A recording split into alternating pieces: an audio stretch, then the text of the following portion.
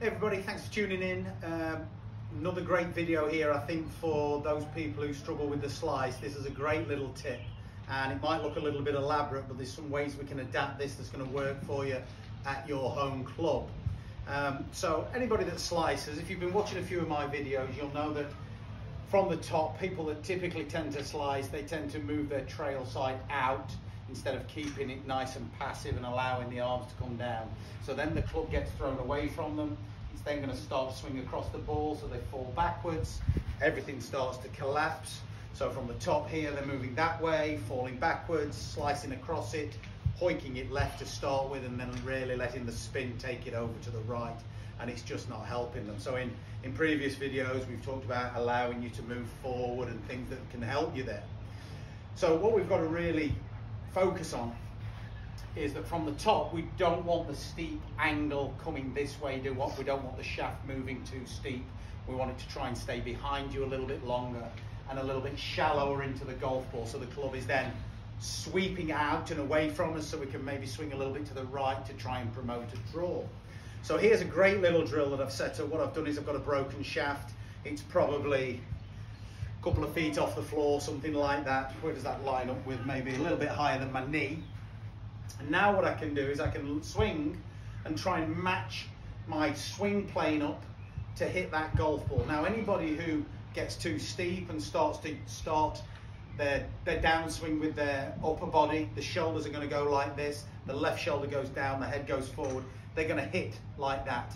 And more often than not, they're not going to make contact with the golf ball, they're going to hit the shaft, the golf ball drops, and it's a real mess.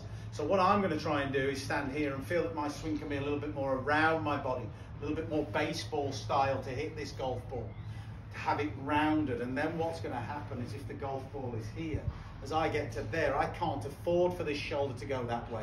I've got to keep all this quiet and allow my arms to release into the back of the golf ball. Now how that's then going to translate to this is from the top, it's the same thing. This stays quiet, my arms can come down, and it can translate into the back of the golf ball, giving us that swept drive that we all like to see. Now, a lot of you will be very, very wary of doing this, especially at a driving range or somewhere out in public. It could get messy, and I fully appreciate that. But what you could do is you could just stand at home and practice swing and learn to feel like you're hitting baseball shots that way, okay? In fact, I can remember back in probably the 1990s when Severiano Ballesteros still played on tour. He used to practice a lot on the tee, feeling that his swing stayed a little bit that way, because I think he got a little bit tilty and it got a little bit steep on him, and he used to really practice keeping that swing very, very rounded. So that could be a good one. You could stand here and swing this way. And I've read in the past, Greg Norman, when he was starting to develop onto tour, he used to practice off a slope. He would go to a practice ground and find an area where he could put the ball above his feet, knee height, whatever it might be, and that really helped him make his swing more rounded, more on plane, rather than get too steep where it can cause all kinds of problems and you've got to try and reroute it. He put it onto a plane where he could just swing this golf club around his body.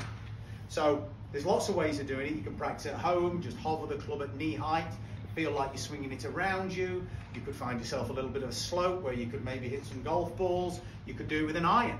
You could do it with a 9-iron or a 7-iron, whatever you felt comfortable with to get that feel. But if anybody is a little bit more adventurous, they could go to the practice ground, they could put something like that in place, set up to it, get nice and comfortable, and give that a go, okay? Nice and round the body, nice and comfortable. I hit that quite well, that's gone out there. But what I do know is that I've made that shallower golf swing. So give that a go, practice it, see what's going to work for you.